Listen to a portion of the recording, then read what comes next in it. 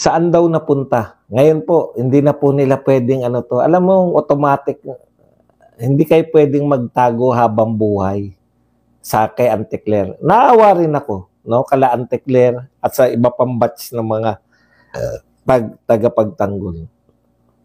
Honest po tayo. Saan po napunta talaga yung trillion na budget? Ang laki po ng diferensya eh. Kita niya, yan po tanong ni Rowena Guanzon, di ba? Tinanong po yan ni Rowena Guanzon, where did the trillions in debt by BBM go? What investments that is the best kept secret? Sekreto. Huwag nyo kasing isekreto kung saan nyo dinala yung inutang. Alam nyo po, trillion ang inutang ni BBM. Okay? Trillion.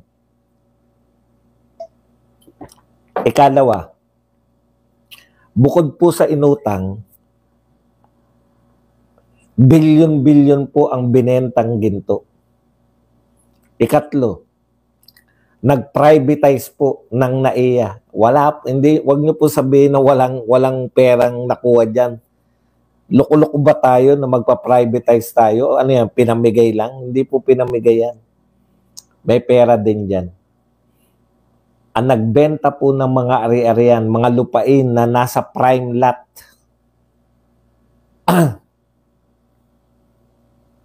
Saan po napupunta yung pera? Dagdag doon sa trilyon na inutang.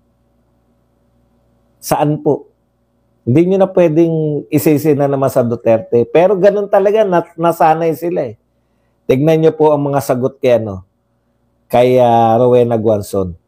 Also, as your former employer, the same thing. We've heard they still got billions on their pockets. Di ba? Tanong po niya. Dapat daw tanungin ni Rowena Guanzon yung former employee ni Rowena Guanzon. Sagot ni, binalato ba siya ni Guanzon? I have no former employer but the government. I retired as commissioner of COMELEC, a constitutional body. Ganun po talaga sila eh. Di ba? Ibinabalik pa rin nila sa Duterte. Meron po mga ano yan, no? Ito po, tignan nyo. Same goes to BBM predecessor. Saan napunta ang mga inutang? Gusto ko yan. Kaya namin sagutin yan. Sa mga nagtatanong, tinatanong namin matino, saan napunta yung utang ni BBM? Akala nyo naman, pag binalik nyo lang sa amin, saan naman napunta yung mga inutang ni Duterte? Hindi ka ba nabakunahan? Kay Duterte, hindi ka ba nagpabakuna? Kami 3 beses nagpabakuna, hindi po libre yun. Pera po yan, inutang po yan. Nakaranas ka, di ba? Ikaw mismong nagtatanong na saan napunta yung mga inutang ni Duterte. Mahilig kayong ganyan eh. Kaya namin sagutin kung saan napunta. Sabi nga ni Tatay Digong, tumingin ka lang. Kung hindi mo makita, puta, problema mo na yun. Saan napunta yung mga inutang kay Tatay Digong? Puta, sinaksak sa katawan mo. Ikalawa, bukod sa sinaksak sa katawan mo, tumingin ka lang sa paligid ng mga proyekto. Pag wala ka nakita, talagang niloloko mo na sarili mo. Nabigyan ka ng tunay na ayuda noong panahon ni Tatay Digong. Kayang ipaliwanag yan. Ngayon ang tinatanong, di ba? Pero gusto nyong itanong sa amin, kaya namin sumagot. Hindi naman kami si Auntie Claire eh. Na hindi makasagot eh. Di ba? Kaya naming sagutin kung saan napunta yung utang ni Tatay Digong. Pag sinabi naming napunta sa infrastructure, makikita mo yung infrastructure. Hindi katulad ngayon. Anong infrastructure? Flood control projects. Flood control? Ayuda. Ayuda? Hindi po pinagmamalaki ni Auntie Claire. Yung inutang na yan, ginastos yan para ipamigay sa tao. Bakit pa tayo nangutang kung ipamimigay rin lang pala sa tao? O mas magandang tanong, bakit pa tayo magkakaroon ng gobyerno kung uutang lang at ipamimigay sa tao. Kaya ko rin gawin yan si Badong eh. Di ba? Kung yan lang po kakatwiran nyo. Kung ibibigay lang po sa tao yung uutangin, ipamumudmud lang, ganon. Kaya ko rin yan kahit hindi ako presidente. Pero kaya po tayo naglalagay ng presidente para po sa kaalaman yung lahat. Para yung mga hindi kaya ni Badong, yung hindi kaya ng mga pangkaraniwan tao, binigyan natin ng kapangyarihan.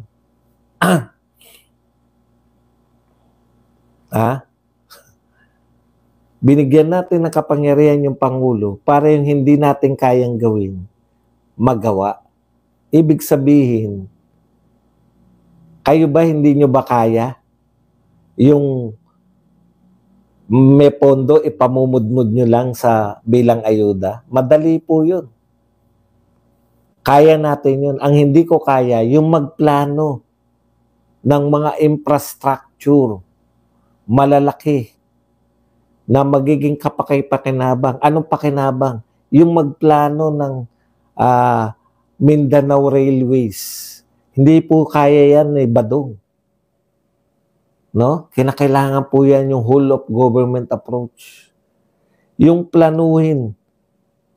Hindi ko kaya na gawing 10 taon ang passport mula 5 taon. Hindi ko kaya gawin na 10 taon. Hindi ko kaya doblehin ang sweldo ng mga pulis at mga sundalo. Nakukuha niyo po. Tama yun, pwede mo sagutin yan na pinamudmud yan sa tao, binalik yan sa tao. Ang tanong, bakit ka pa may presidente kung yung inutang mo, ibabalik mo lang sa tao? Umutang ka, may presidente ka, plinano ng presidente, para saan? Para umunlad ang Pilipinas. Hindi po para, nakita nyo, kahit napakahusay pa ng accounting yan. Eto, dinala namin sa ganun. Wala pong silbi yan. Dapat yung ginagawa po ng gobyerno hindi kayang gawin ng isang pangkaraniwang mamamayan. Kaya ka nga, bakit ka pa bibigyan ng 31 million votes kung pagkatapos kang bigyan, pagkatiwalaan ng 31 million votes, ang magagawa mo lang ay umutang ka at ipamudmud nyo, mga bata, ipamudmud to sa mga mahihirap. Kaya ka nilagay dyan, para kung uutang ka man, uutang ka para paunlarin ang bansa. Hindi uutang ka para ipamudmud lang. Yun po yun eh, yung limited resources, dapat nagagamit mo ng maayos. Halimbawa po, yung isang principal, para mas maunawaan nyo lang po humingi ng budget. Para direkta lang po.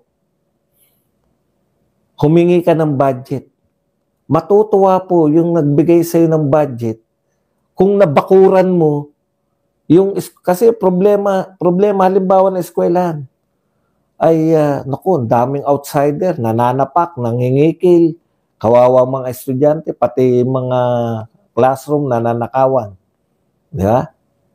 So kung binigyan ka ng budget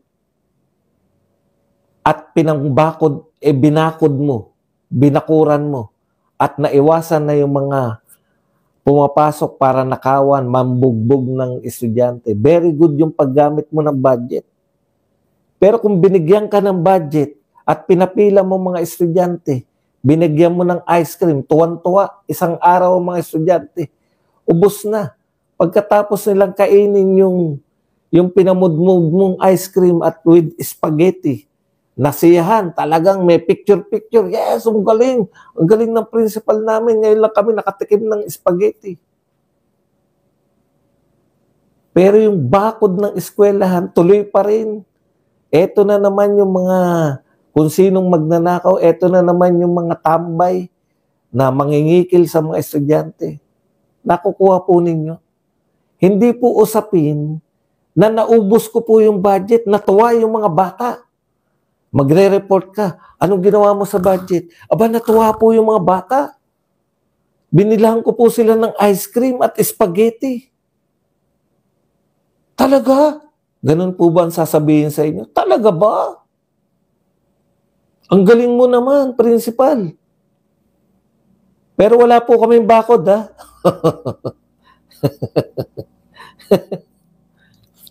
Ay, wala kayong bakod. Opo, yan ang problema namin eh.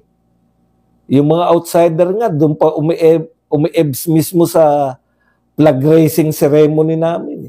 Umi-ebs doon yung mga outsider. Talaga, bastos no.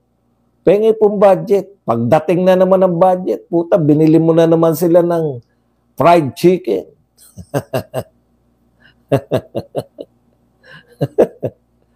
Nakukuha niyo po. Tama po.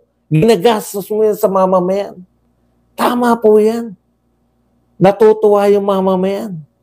Pero ang problema, tama ba yung paggastos mo ng pera? Pinakamaganda sample yun eh. Puta, walang bakod yung eskwelahan mo. Inuna mo pang bumili ng spaghetti. Natuwa ng isang araw, 2 araw.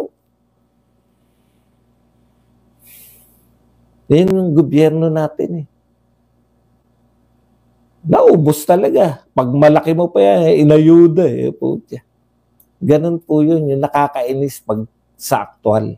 May malaki kang problema, imbes na yun ang tutukan. Anong uri ng leader yung principal na yun? Wala siyang bakod, binigyan siya ng budget na pwede niya nang ipambakod. Pero inuna niyang ibili ng RC Cola. Natuwa yung mga bata ko, mga superintendent. Ngayon lang sila nakatikim ng RC Cola. Dati, iniinom lang nila sa gugulaman. Nilibre ko sila eh. Yun yung sagot ni Auntie Claire eh. Di ba? Social services.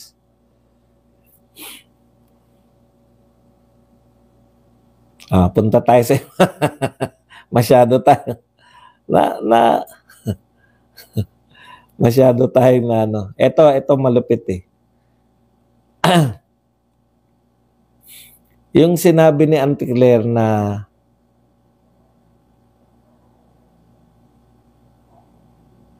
Claire Castro sa mga bashers, garapata. Tapos yung itsura niya nung tinawag niyang garapata, alam mo si Auntie Claire, may ganito siyang attitude eh, yung inaano niya yung ano niya, yung eto para makita niyo lang po yung gusto kong sabihin.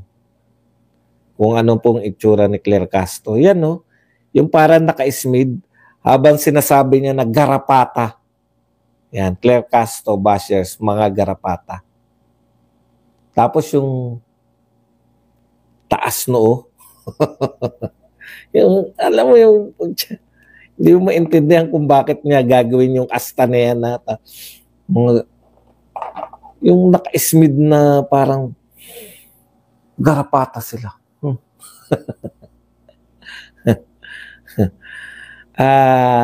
Alam niyo po, Auntie Claire, una, no, ako kahit tawagin akong garapata, ito lang masasabi ko sa iyo, Auntie Claire. Una, garapata. Tawagin mo man akong garapata, ang kaya kong pagmalaki sa iyo, kaya kong sagutin mga tanong ng mga viewers ko. Ikaw, kaya mo bang sagutin ang tanong ni Eden? Ikalawa, wala kang karapatan na maliitin. Yung tinatawag mong garapata, Claire Castro, yung tinatawag mong garapata, yan yung mga taong nagpapasweldo sa'yo. Pinapasweldo ka ng mga garapata. Mr. President, nakakasanayan na po ng inyong PCO Undersecretary na maliitin ang mga mamamayang Pilipino. Bashers, mamamayan po yan. Di po ba? Majority po ng mamamayan, basher nito. Ganun po ang pag-treat natin sa mamamayan. O kahit na hindi siya majority, kahit 3 lang kami, iti-treat nyo na garapata. Garapata ka kasi. Alam nyo, Ante Claire, kung binabas ka dahil wala kang maipakita na achievement ng amo mo, hindi kasalanan ng basher yun. Kay Tatay Digong kasi, may achievement na si Tatay Digong, may ginagawa na, binabash pa rin. Pero okay lang kasi ang ganda naman ng ginagawa ni Tatay Digong. Ikaw, kung ang kaya mo lang para ipagtanggol yung amo mo ay tawaging garapata yung mga basher, ano na talaga yung Pilipinas, di ba? Anong uri na tong Pilipinas? Natatandaan ko, si Tatay Digong trabaho lang eh. Ang dali pong, alam mo, hindi rin naman siguro kasalanan ni Ante Claire. Mahirap talaga ipagtanggol. Ito, real talk. Ang hirap talaga ipagtanggol si BBM. Mahirap ipagtanggol yung wala ka ipagtatanggol eh. Yung pag tinanong ka, ano proyekto ni BBM, sasabihin mo, hindi ka kasi nanonood ng PTV4 eh. Ang hirap po ipagtanggol nun, di ba? Dati may maraming bashers natatandaan ko kasi naulanan ako eh. Medyo under the weather ako. Dati, binabash si Tatay Digong. Pag bumabagyo, di ba? Sasabihin, tulog na naman si Digong, naunahan na naman ni Lenny. Ang ginagawa ni Lenny, mauuna siyang pumunta ron sa sakuna, magpapapicture. Tapos, kakantsawan na ng mga basher. Si Digong tulog pa, si Lenny naroon na. Ang dali po namin sagutin yan. Bago matulog si Digong, naihanda niya na.